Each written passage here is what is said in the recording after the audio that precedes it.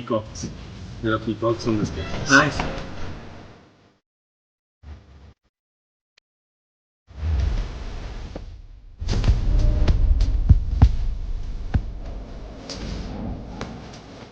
Morning. Great to see you. Welcome. Where did you get? I came into Hyderabad. Is it okay? Ready? No, thanks for making it work.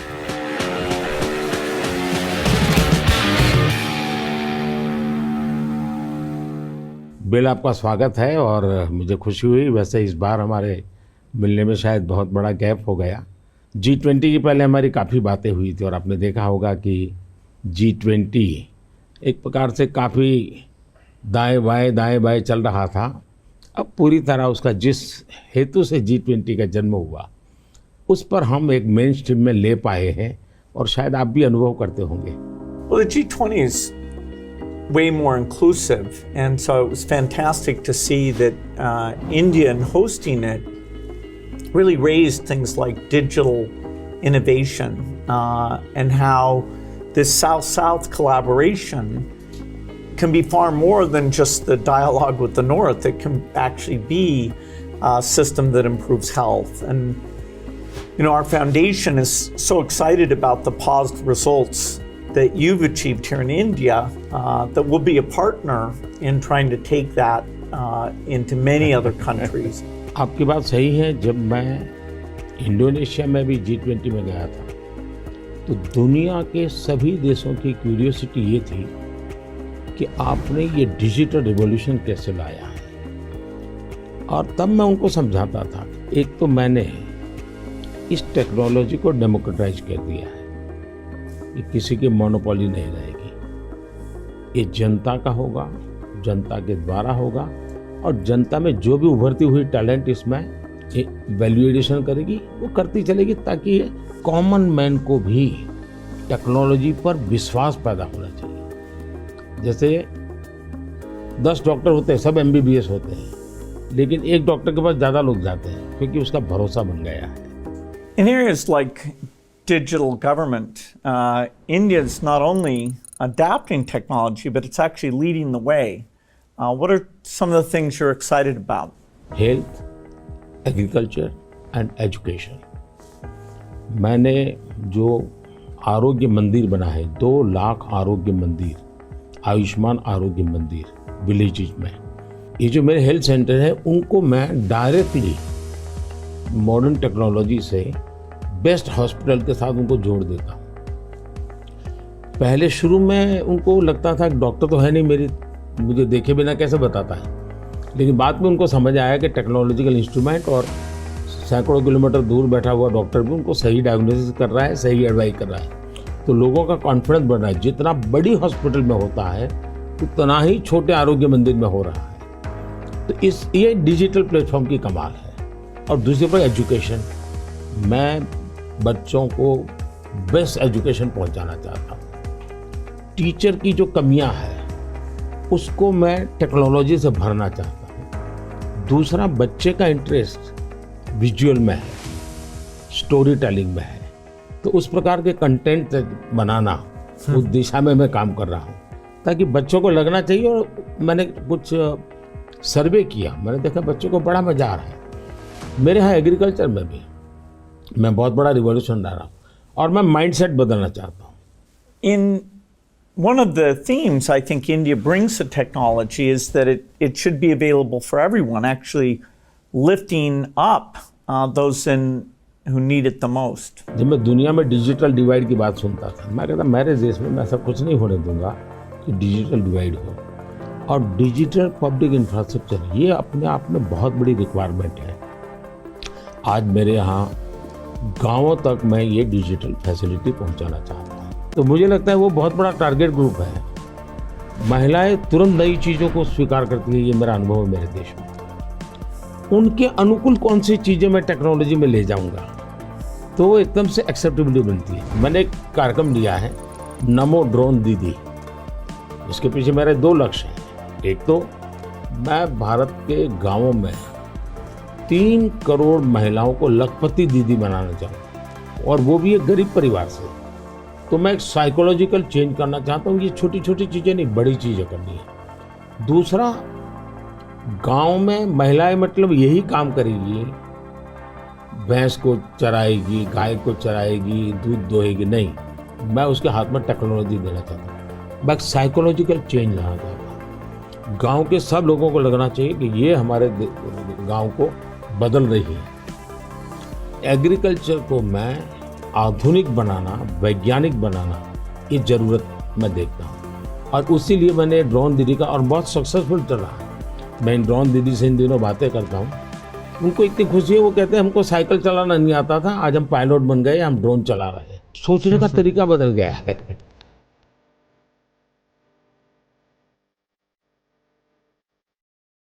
मैंने African countries के बहुत से लोगों से बात की। मैंने उनको कहा कि मैं इसमें आपकी मदद करने को तैयार हूँ, क्योंकि ये सबको समान अवसर देता है और डेमोक्रेटाइज, ये उसका मेन पॉइंट है, उसको नहीं छोड़ सकता। अब आपने देखा होगा कोविड में दुनिया सर्टिफिकेट नहीं दे पा रहे थे। मेरे यहाँ मुझे वैक्सीन लेना है तो मैं कोविन ऐप पर जाकर के कितने डिस्टेंस पर मुझे मिलेगा, कौन सा टाइम स्लॉट मिलेगा, और मेरा सर्टिफिकेट भी मुझे within fraction of second मिल जाता था। और कोविन मैंने ओपन सोर्स कर दिया था, कोई भी उसका उपयोग कर सकता है। तो ये मेरा होगा, उसका कारण डिजिटली बहुत लाभ हुआ है मेरे देश में। और हम शायद जो इंडस्ट्रियल रिवॉल्यूशंस हुए, फर्स्ट सेकंड, हम पीछे रह गए क्योंकि हम गुलाम थे। ये चौथा जो इंडस्ट्रियल रिवॉल्यूशन है, जिसमें डिजिटल एलिमेंट सबसे बड़ा है, और भारत इसमें बहुत कुछ प्राप्त कर लेगा, ऐसा मेरा विश्वास है। Yeah, I think the key point is that the digital infrastructure just gets keeping richer. You know, a lot of people know about the identity system and the digital payment systems, and that the government, by taking virtually all the government payment programs now and digitizing those, that alone saved a lot of money, and it created access on a more equal basis. But now as you're moving into the different areas, advice for farmers, registering their land, tutoring for kids, and the health records, connecting all of those. That's kind of a second phase. And we're just at the beginning now of the third phase, where these advances in artificial intelligence will come on top of that and make the value even better. आपने सही कहा, AI का महत्व बहुत है। और मैं तो कभी कभी मजाक में कहता हूँ, हमारे देश में माँ को आई बोलते हैं, माता को बहुत से राज्यों में भाषा बोलते हैं आई। अब मैं कहता हूँ हमारे यहाँ बच्चा पैदा होता है तो आई भी बोलता है, AI भी बोलता है। वो इतना एडवांस हो गया है। अब देखिए मैं कैसे उपयोग करता हूँ, मैं आपको बताऊँ, जिसको देखकर आपको भी खुशी होगी कि कॉमन मैन कैसे AI का उपयोग कर सकता है। जैसे मैंने G20 में AI का बहुत उपयोग किया। मेरे पूरे G20 का परिसर था, उसमें पूरा का पूरा AI का उपयोग करके सारे इंटरप्रिटेशन की व्यवस्था मैंने AI से की। मैंने मेरे सभी ड्राइवर्स को मोबाइल फ़ोन पर ऐप डाउनलोड करवा दिया, उसके साथ बैठे हुए गेस्ट उनको करवा दिया। मान लीजिए वो फ्रेंच भाषा जानते हैं तो ड्राइवर के पास ऐप में फ्रेंच की व्यवस्था थी, वो ड्राइवर के साथ फ्रेंच में बोलते थे, ड्राइवर अपनी लैंग्वेज में सुनता था, ड्राइवर अपनी लैंग्वेज में जवाब देता था। यानी ड्राइवर के साथ कम्युनिकेशन किसी भी लैंग्वेज में वो कर सकते थे। मैंने अभी एक प्रयोग किया, मैं काशी तमिल संगमम में कार्यक्रम करता हूँ, तो काशी में तमिलनाडु के लोग आए हुए थे, तमिल भाषा मैं बोल नहीं सकता हूँ, तो मैंने AI का उपयोग किया। मैं हिंदी में बोला और सबने मेरा भाषण तमिल में सुना AI के द्वारा। तो सी I am using my NaMo app, और मैं AI का बड़ा उपयोग करता हूँ और मेरे लिए पूरे देश में बहुत काम आता है। ये मेरा फोटो बूथ है। अब आप सेल्फी ले लीजिए इस पर, take the selfie. Okay. Yeah. Wow. So you can see. Wow. Not only this, since last 20 years मेरे साथ आपके जितने भी फोटो होंगे, जितने भी मेरी फोटो होंगे 20 साल की, सारे इस पर आ जाएंगे। कभी और किसी पब्लिक फंक्शन में मान लीजिए आपका एक 1/10 पार्ट दिख रहा है, तो वो फोटो में भी अगर मैं दिखता हूँ और आपका 1/10 भी दिखता है, वो भी उसको वो रिकग्नाइज करके ले आता है। तो आज टेक्नोलॉजी का कैसे उपयोग हो सकता है, और मैं मानता हूँ कि इस प्रकार के प्रयोग हमें वैल्यू एडिशन करते हैं। अब पहले क्या होता था, मैं कहीं जाता था तो फोटो मांगता था, देते थे। आज मैं कहता हूँ भाई तुम AI पर जाओ, मेरे नमो ऐप पर जाओ, फोटो बूथ में जाओ, खुद की सेल्फी ले लो, आपके साथ मेरा जितना भी फोटो होगा कि कोने में आप खड़े होंगे तो मिल जाएगा। तो हमने थोड़ा रोजमर्रा की जिंदगी में लोगों की मदद करने के लिए उपयोग करना चाहिए। तो मेरी कोशिश होती है कि पहले उसको कंफर्ट लेवल देना, उसको लगना चाहिए हाँ यार ये तो मेरे काम का है। जब काम में होता है तो फिर उसको इनोवेशन करता है, वो नई चीजें जोड़ देता है। I'd love to hear your view on how India sees AI. अगर हम AI को एक मैजिक के टूल के रूप में उपयोग करेंगे तो शायद बहुत बड़ा अन्याय हो जाएगा। या AI का उपयोग अपने आलसीपन को बचाने के लिए मैं करता हूँ कि भाई मुझे किसी को चिट्ठी लिखनी है, मैं ड्राफ्ट नहीं करूँगा, मैं ChatGPT को कह दूंगा कि मेरी चिट्ठी ड्राफ्ट करके दे दो, तो ये गलत रास्ता है। मुझे तो ChatGPT के साथ कंपटीशन करना चाहिए, मैंने उसके साथ लड़ाई लड़नी चाहिए कि नहीं तुम ठीक नहीं कर रहे हो, तुम ये शब्द की जगह ये क्यों नहीं लाए। तो मैं AI से आगे जाने की कोशिश करूँ। अब जैसे हमारे यहाँ बहुत सारी लैंग्वेजेस हैं, बहुत सारी बोलियां हैं, मैं AI को कहता हूँ आप इन बोलियों को पकड़िए। मेरे एस्ट्रोनॉट्स को इंट्रोडक्शन के लिए गया था, तो हमारे एस्ट्रोनॉट्स किस प्रकार से काम करने वाले थे, तो रोबोट से मैं बात कर रहा था। मैंने रोबोट से काफ़ी बातें की और मैंने देखा कि मैं अलग अलग टोन में बोलता था, थोड़ा लहजा बदल के बोलता था, और मैं देख रहा था कि वो मुझे प्रॉपर रिस्पॉन्ड कर रहा था। फिर मैंने उसका नाम बदल करके पूछने की कोशिश की, तो फिर उसने रिस्पॉन्ड नहीं किया। तो मैंने कहा आपका AI, मैंने 3 मिनट 4 मिनट बात किया, अभी तक वो मेरी आवाज़ को रिकॉग्नाइज नहीं कर पाया। जब तक मैं उसका नाम नहीं बोलता हूँ वो मुझे रिस्पॉन्ड नहीं कर रहा। मैं वो चाहता हूँ कि मेरे आवाज़ को सेंस करे, और भले ही मैं उसका नाम न बोलूँ लेकिन वो मेरे से बात करे। तो उन्होंने कहा ठीक है विल डू दिस। तो मैं हर बार नई चैलेंज देता रहता हूँ। Yeah, it's early days in AI, and I think everyone who uses it, in the same day you're surprised at how good it is, and you're also surprised at how bad it is. It'll do things you think are hard, and then it'll fail to do some things you think are easy. I started my trip here in Hyderabad, which was a nice occasion because Microsoft is celebrating 25 years in the country, and that's been such a fantastic experience. So I was definitely challenging the team there. Hey, we have to make the accuracy better. And for now, it's like a co-pilot.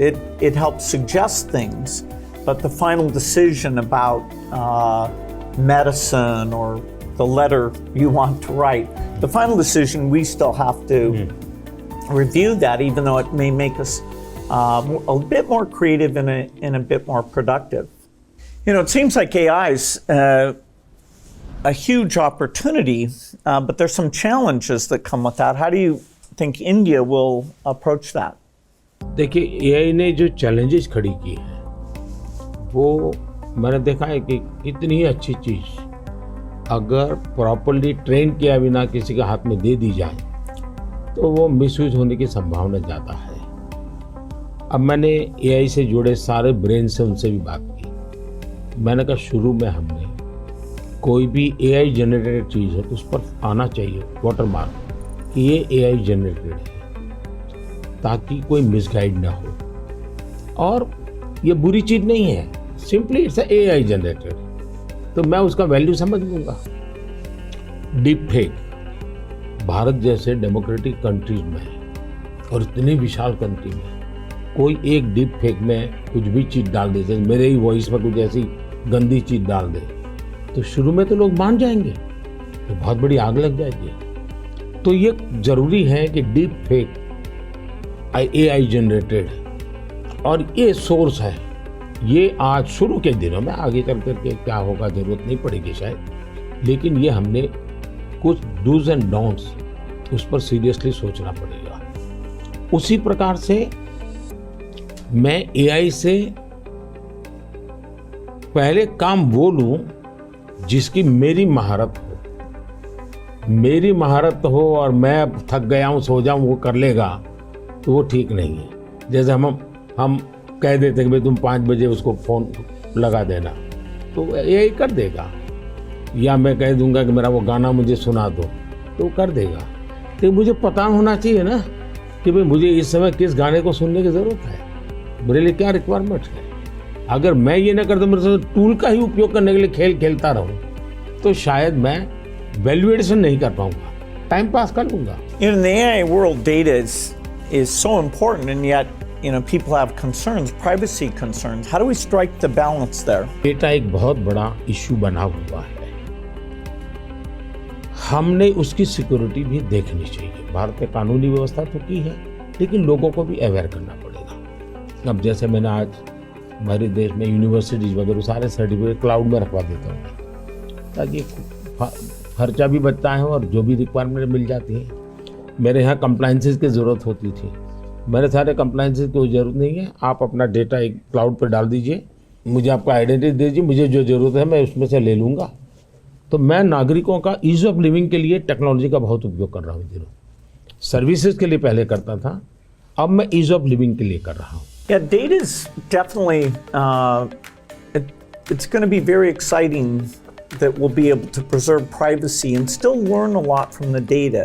Like which crop should you plant? If we get all the data from the farmers without their names, so we don't invade their privacy, but giving better farmer advice, or seeing here in India, the top 10% of teachers are so good, and saying, okay, what are they doing? And how do we spread that to the other people? Or even if there's some new nutrition approach, sometimes it works and sometimes not. And so because you have the medical record, the ability to kind of track and say, okay, this is working very well, or this isn't. We can be a lot smarter without threatening individual privacy. मैं इसको दो तरह, एक हमें common man को भी quality data के लिए ट्रेन करना पड़ेगा। हमारे डेटा में क्वालिटी होनी चाहिए, क्लैरिटी होनी चाहिए। दूसरा, डेटा ओनर को मालूम होना चाहिए कि जो मेरे से डेटा मांग रहा है वो किस काम के लिए मांग रहा है। अगर वो उसके साथ एग्रीमेंट करके उसमें से कमाई करना चाहता है तो उसको अलाउ करना चाहिए कि और पहला, उसको प्रायोरिटी रिसर्च के लिए होनी चाहिए। रिसर्च के डेटा की वैल्यू ज़्यादा ना हो, ताकि वरना रिसर्च बहुत महंगा हो जाएगा। और रिसर्च करने वाले इंस्टीट्यूट ने भी उसको एश्योरेंस देना चाहिए कि तेरे डेटा का मैं जो उपयोग कर रहा हूँ वो इसी काम के लिए होगा, ये ग्लोबल गुड के लिए है, कॉमन मैन के गुड के लिए। तो मैं मानता हूँ दुनिया में कोई भी व्यक्ति इनकार नहीं करेगा। I think it's interesting that some of these digital systems create efficiency by getting rid of the middleman, and that's super beneficial. मैं तो कभी-कभी कहता हूँ कि मैं ऐसी सरकार चलाना चाहता हूँ, एज फार एज मध्यम वर्गीय जो वर्ग है उसकी जिंदगी से सरकार बाहर निकल जाए, उसकी जिंदगी में सरकार की कोई ज़रूरत ही ना हो। जो गरीब है, जिसको सरकार की ज़रूरत है, वहाँ सरकार भरपूर हो। लेकिन जिसको कोई ज़रूरत नहीं, बिना कारण सरकार जा कर के उसको कोई ये लाओ वो लाओ, ये करो वो करो करती रहती है, तो वो बंद हो जाएगा। और इसलिए मेरी कोशिश यही है कि हमारा प्रयास यही रहेगा कि हम इसको करें। In 2015, one of the great things we did together was you came to Paris for that mission innovation. That was fantastic. Yes. Climate के संबंध में हम दोनों के विचार एक ही प्रकार के हैं और आपने बहुत सक्रियता से भूमिका भी अदा की। तो उस समय ओबामा, आप, मैं और फ्रांस के प्रेसिडेंट हम मिले थे और तब हम लोगों ने डिटेल में चर्चा की थी हम इसको वे फॉरवर्ड कैसे ले जाएं। लेकिन दुर्भाग्य से वो बात ज़्यादा आगे चली नहीं। लेकिन G20 के बाद क्लाइमेट को लेकर एक वातावरण बना है कि भाई सब लोग अपनी अपनी जिम्मेवारी अदा करेंगे। तो जो हमने बीज बोए थे और जिसमें आपकी भी बहुत बड़ी भूमिका थी, वो अब कुछ वटवृक्ष के रूप में सामने आएगा ऐसा मुझे लग रहा है। मैं समझता हूँ क्लाइमेट एक ऐसा विषय है जरा खुले में जाकर के हम लोग बात करते हैं।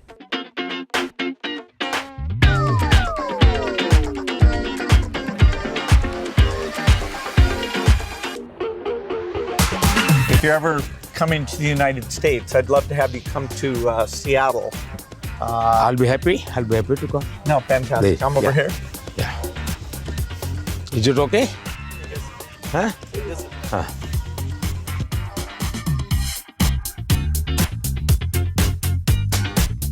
क्लाइमेट को लेकर के हम बात कर रहे थे। भारत, मुझे बहुत खुशी है कि हम रिन्यूएबल एनर्जी के क्षेत्र में बहुत तेज़ी से आगे बढ़ रहे हैं। सोलर एनर्जी, विंड एनर्जी, हम काफ़ी काम, हम न्यूक्लियर के अंदर काफ़ी तेज़ी से आगे बढ़ना चाहते हैं। उसी प्रकार से ग्रीन हाइड्रोजन को हम बहुत तेज़ी से आगे बढ़ना चाहते हैं। मैं तमिलनाडु में था तो हमने एक हाइड्रोजन से चलने वाली बोट मैंने वहाँ से रवाना की, जो काशी में मेरे जो टूरिस्ट आते हैं उनके लिए ये एनवायरनमेंट फ्रेंडली, पॉल्यूशन फ्री ये बोट काशी से अयोध्या के लिए चलाने के लिए मैंने सोचा है, ताकि क्लीन गंगा की मेरी जो मूवमेंट है उसको भी मदद मिलेगा। एनवायरनमेंट कॉन्शियस सोसाइटी के लिए भी वहाँ से एक मैसेजिंग होता रहेगा।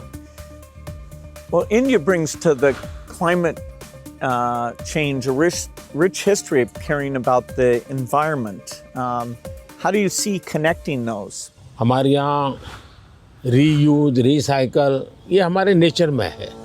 अब देखिए ये जो जैकेट है ये रिसाइकल मटेरियल का है, लेकिन ये रिसाइकल मटेरियल की भी विशेषता है।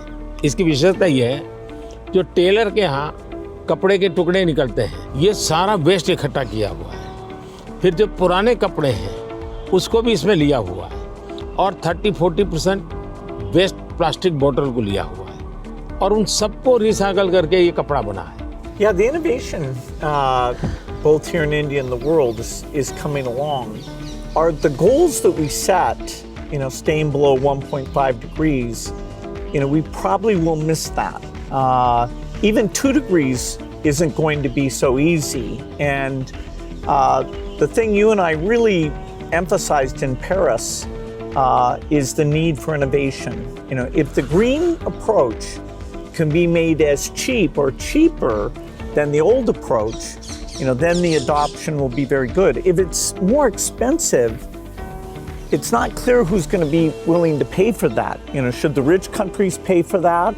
It's not fair to tell India to slow down, building basic infrastructure just because the West had those emissions. But you'll have to have some adaptation, because there will be some warming, particularly which farmers will have to take into account. मुझे लगता है कि हमने 2-pronged strategy की तरफ जाना चाहिए। एक तो है इनोवेशन, और इनोवेशन में हमारी जो रिक्वायरमेंट्स हैं वो क्लाइमेट फ्रेंडली कैसे हो, नेचर फ्रेंडली कैसे हो, उसमें इनोवेशन हो। भारत ने अभी अपने इस बजट में 1 लाख करोड़ रुपए का कॉर्पस फंड बनाया है, और यंग जनरेशन को हमने कहा है कि आप इनोवेशंस के लिए आइए। 50 साल तक इंटरेस्ट फ्री लोन हम देंगे और आप इनोवेशन कीजिए। 1 लाख करोड़ रुपये का जो अपकमिंग टेक्नोलॉजीज है, फ्यूचरिस्टिक टेक्नोलॉजी है, उस पर आप रिसर्च करिए, इनोवेशन कीजिए। तो मैं एक तरफ उनको प्रोत्साहित करूँ, लेकिन दूसरी एक बात है जिसको गंभीरता से ले, और ये वो लाइफस्टाइल।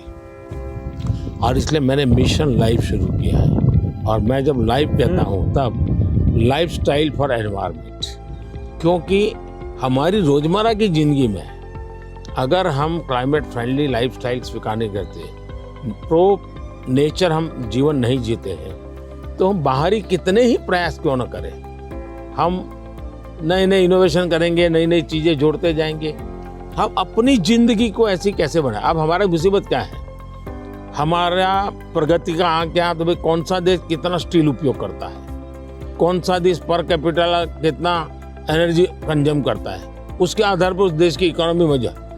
अगर ये पैरामीटर रहेंगे तो फिर वो इलेक्ट्रिसिटी कंज्यूम करने के लिए कोशिश करेगा, स्टील कंजम्पशन की कोशिश करेगा, फिर स्टील उत्पादन के लिए लगेगा तो स्टील उत्पादन में कार्बन का प्रॉब्लम करेगा। मतलब हमने हमारी सोचने के तरीकों बदलना पड़ेगा। जब सोचने के हमारे पैरामीटर, जिंदगी के पैरामीटर, प्रगति के पैरामीटर हमने क्लाइमेट फ्रेंडली बनाने चाहिए। आज हमारे प्रगति के सारे पैरामीटर एंटी क्लाइमेट है। बिजली कंजम्पशन के आधार पर प्रगति नापी जाती है, स्टील कंजम्पशन के आधार पर प्रगति नापी जाती है। Yeah, I've been interested in your discussions about green GDP.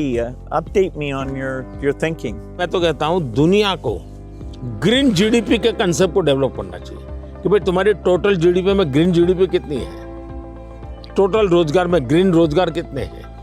हम एक नया आखिर टर्मिनोलॉजी बदलनी चाहिए दुनिया की। तो मैं समझता हूँ कि समस्या का समाधान हो सकता है। लेकिन अगर मैं कहूँगा मैं तो जितना उपयोग करता हूँ करूँगा, मैं तो इतनी बिजली उपयोग करूँगा, मैं इतना पानी बर्बाद करूँगा, मैं ये करूँगा। Now, getting consumers involved in this, where they prefer the product that's the clean product when they're buying a car,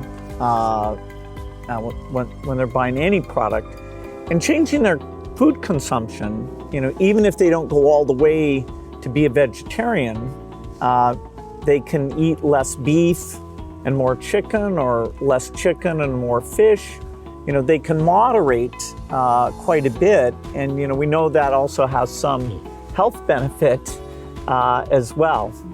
Not only that, मैं तो कहता हूँ वेजिटेरियन में भी सोचने की इम्प्रूवमेंट जरूरी है।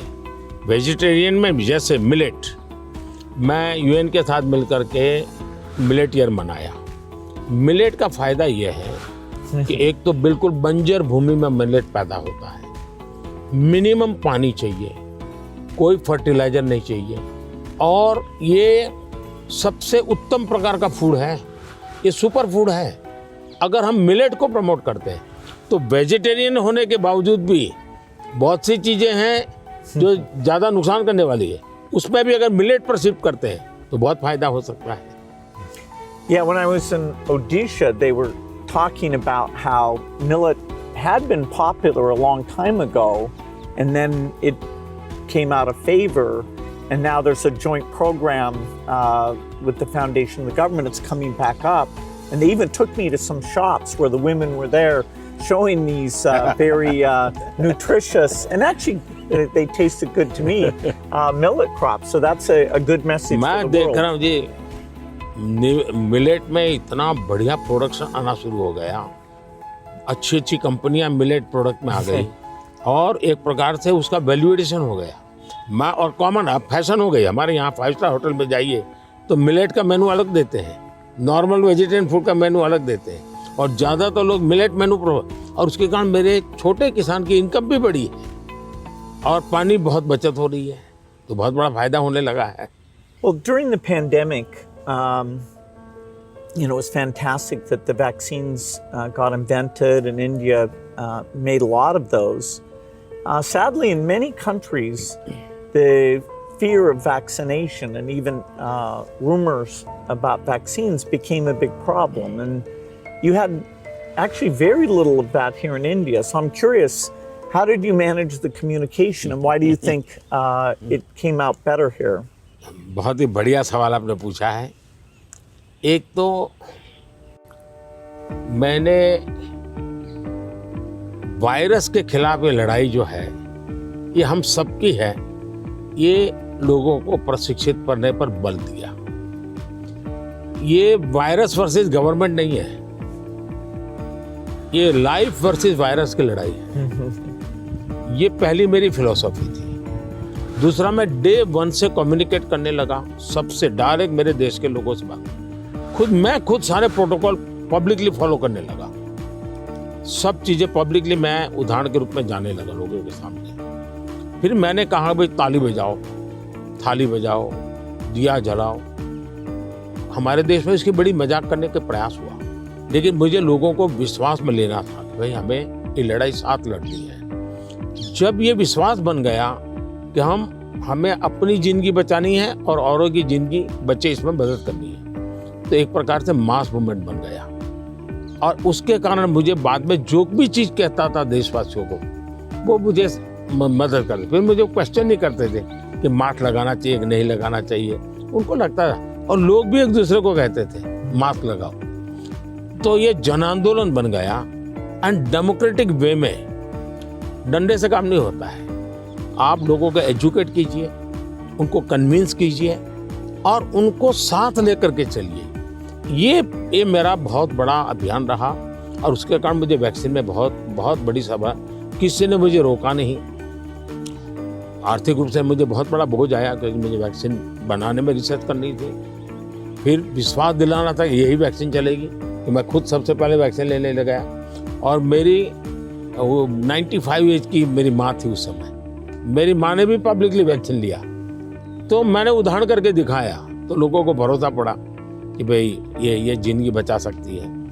आने वाले दिनों में मैं सर्वाइकल कैंसर को लेकर के, खास करके बच्चियों के लेकर, मैं भारत में इस बार बजट में हमारी जो साइंटिस्ट हैं उनको बजट देना चाहता हूँ और मैं उनको कहना चाहता हूँ इसमें भी आप लोकल रिसर्च कीजिए, वैक्सीन बनाइए और बहुत ही कम पैसों में मैं मेरे देश की सभी बच्चियों का वैक्सीनेशन करूँ और किसी भी बच्ची को कैंसर की संभावना ही न रहे वो स्थिति पैदा करूँ। उस दिशा में इन दिनों में काम कर रहा हूँ।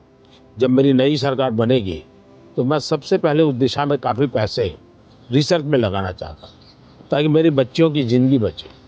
मैं एक इंटरेस्टिंग बात बताना चाहता हूँ। सरदार वल्लभ भाई Patel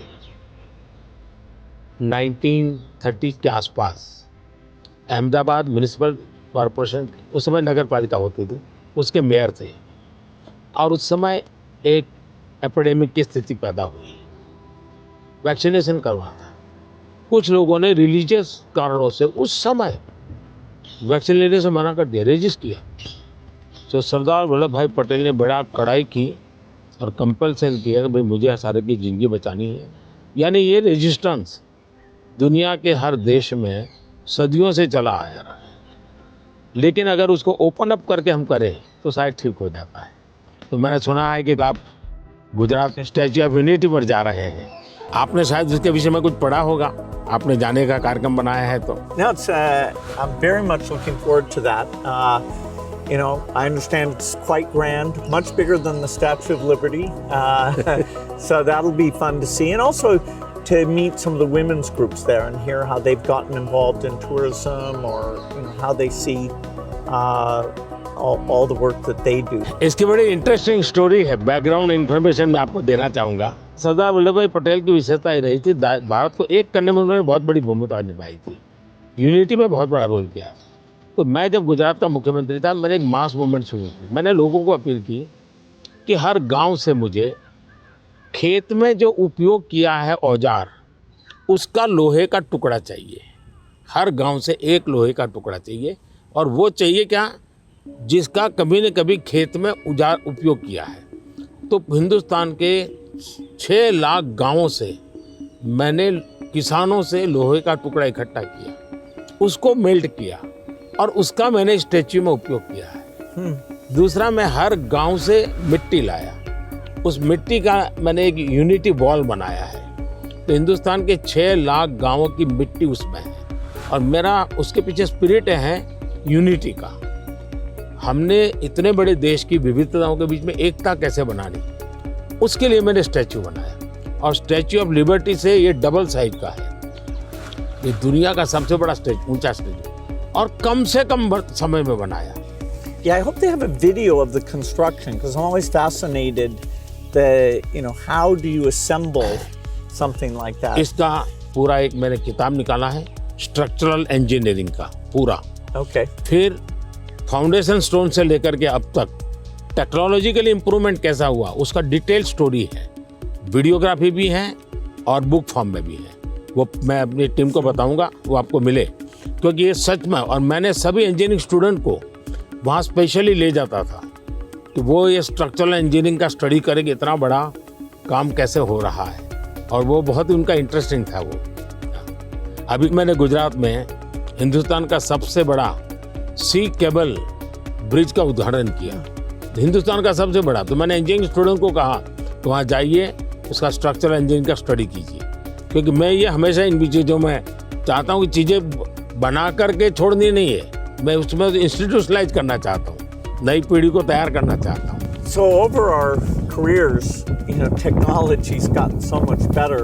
I'm just curious in terms of your journey of using, PCs or phones or different types of software. Was there something that really drew you in, or what's that been like? एक तो मुझे पागलपन है technology का, खुद expert नहीं हूँ, मेरी क्यूरियोसिटी रहती है, बालक की जैसे रहती वैसी रहती है। मुझे बहुत याद है, बहुत पहले मेरे पास एक गैजेट था, हाथ में रखने वाली छोटी सी डायरी थी, अच्छी थी लेकिन थोड़ा वेट था। मैं बहुत साल पहले यूएसए गया था, तो जब यूएसए गया तो मैं कई बड़े मॉल में जाता था, लेकिन मैं टेक्नोलॉजी वाली दुकान पे जल्दी जाता था। तो मैंने उनको कहा भाई ये इसका लेटेस्ट वर्जन कोई है क्या? तो वो देखता रह गया ये क्या है, बोले अभी तो हमारे देश में ये आया नहीं है, तो ये भी तो अभी आया नहीं, तो अगला वर्जन कहाँ से आएगा? तो मैं इतना एडवांस चीज़ों को ढूंढता रहता था, देखता रहता था, लेकिन मैं टेक्नोलॉजी का गुलाम नहीं हुआ, मैं किसी से बंधा नहीं हूँ। मैं पानी के प्रवाह की तरह नई चीज़ों को खोजता रहता हूँ, ढूंढता रहता हूँ, और कहीं पर मुझे सुनता हूँ तो मैं ले आता हूँ, और शायद मुझे जल्दी से करने का भी शौक़ है, उसको मैं जल्दी से जल्दी कैसे लाऊं, जल्दी कैसे करूं। जैसे एआई दुनिया के चर्चा करने लगी तो मैं एआई के पीछे मैं क्या कर सकता हूं। दूसरा, मेरा ध्यान किसी चीज़ को देखता हूं, उसका मल्टीपल यूटिलिटी क्या होती है, तो मेरी सब फैकल्टी उस पर काम करना शुरू कर देती है। मैं कोई चीज़ देखता हूँ तुरंत नहीं ये नहीं, ऐसा करो ऐसा करो ऐसा करो। तो ये शायद मेरा गॉड गिफ्टेड मेरा नेचर है। जो मैं समझता हूँ हमारे जो दर्शक हैं उनको शायद कुछ ऐसी चीज़ें हैं सुनना बहुत अच्छा लगेगा। आपकी ज़िंदगी के विषय में जो सुना है कि भाई गैरेज में आपने ज़िंदगी की शुरुआत की और वहाँ से यहाँ पहुँचे, उस जन्म में सबसे संतोषजनक पल कौन सा आया होगा? I'm so lucky. I was born at a time when the chip miracle happened. I got a very good education. I have kind of an optimistic view, so dropping out of school to take risk didn't seem that dangerous to me. I have to say though, the most exciting thing is when you see people using the technology. When you go into a classroom and you see people using it. In a certain sense, I always wanted software for my own curiosity, and that I could take courses online and all that, and to see that other people, not only does it work for them, but it's kind of empowering them. That's been very gratifying.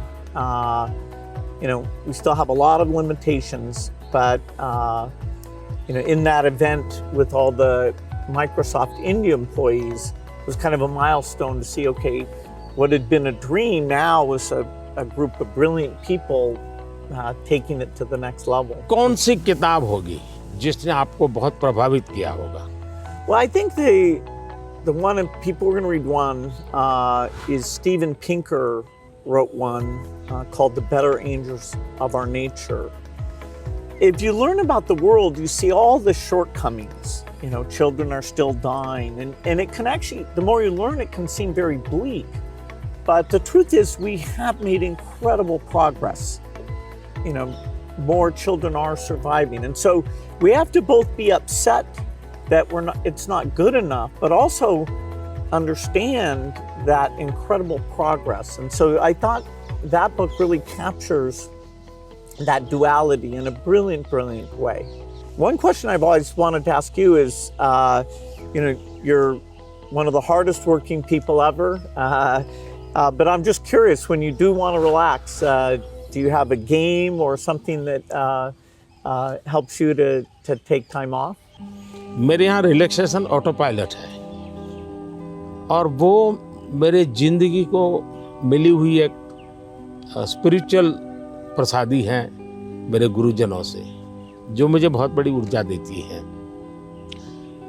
काम ज़्यादा कर सकता हूँ, करता हूँ, वो मेरा कोई फिजिकल एनर्जी के कारण है ऐसा मुझे नहीं लगता है, मेरे कमिटमेंट के कारण है। मेरे मन में हमेशा एक इमोशनल अटैचमेंट है कि जो मिशन मेरे सामने है मैं उसको जीता हूँ, मैं मिशन के लिए जुड़ जाता हूँ, जो इसलिए मुझे और कुछ दिखता नहीं है। तो एक तो ये वो कारण है। दूसरा, मेरा शरीर का ट्रेनिंग ऐसा हो गया, I can say body training. जैसे मेरी बहुत कम नींद है, मैं लेट नाइट तक काम कर सकता हूँ, मैं आज भी बहुत जल्दी उठ जाता हूँ और मैं हमेशा फ्रेश रहता हूँ। और ये कारण था मेरा, जब एक कालखंड था जब मेरा हिमालयन लाइफ था, तो उसमें एक हमारी परंपरा रहती थी, जो संन्यास परंपरा में ब्रह्म मुहूर्त में स्नान करना, तो करीब वो 3:20 3:40 के बीच में होता है सुबह मॉर्निंग में। तो मैं उन चीज़ों से बड़ा आदी बना हुआ था, तो मेरा बॉडी एक प्रकार से ट्रेंड हो चुका है और इसलिए मुझे रिलैक्स करने के लिए कुछ एक्स्ट्रा किसी चीज़ की ज़रूरत नहीं पड़ती।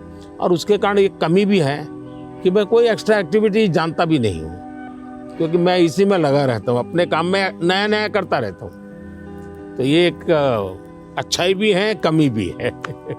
Well, we've had fantastic partnership working together, and I see many opportunities to do even more. So look forward to talking again, whether it's the next time I'm here or hopefully I'll see you in Seattle sometime. मुझे बहुत अच्छा लगा और कई विषयों पर ऐसे गप्पे मारने का मौका मिला।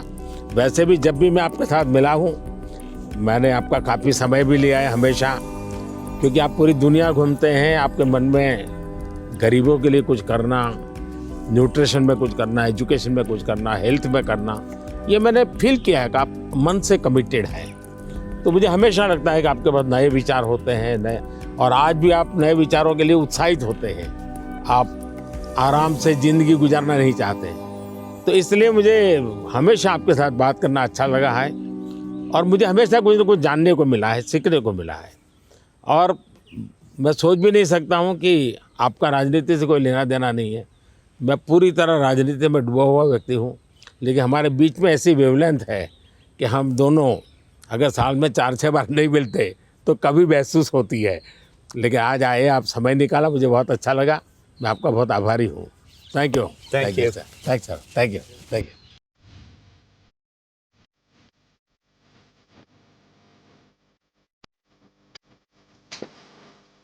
These are some nutrition books. Finally, we're making progress on nutrition. Yes, thank you.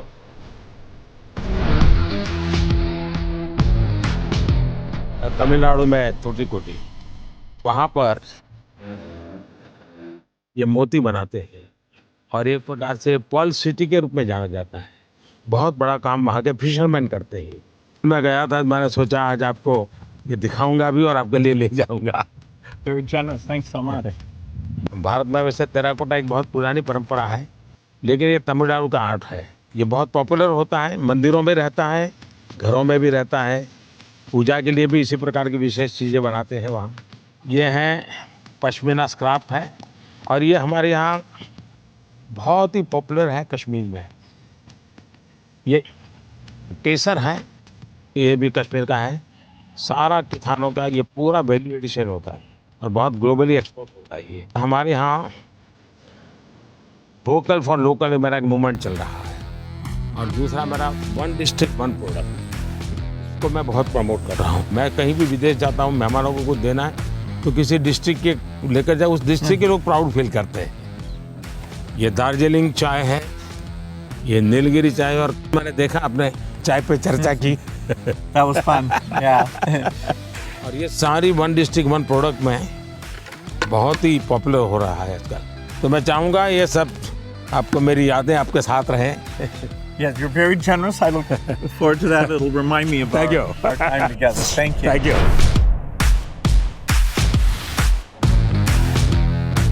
ನೀವು ಇನ್ನು ನಮ್ಮ ಚಾನೆಲ್ ಸಬ್ಸ್ಕ್ರೈಬ್ ಮಾಡಿಲ್ಲ ಅಂದ್ರೆ ಈಗಲೇ ಸಬ್ಸ್ಕ್ರೈಬ್ ಮಾಡಿ, ಶೇರ್ ಮಾಡಿ, ಲೈಕ್ ಮಾಡಿ.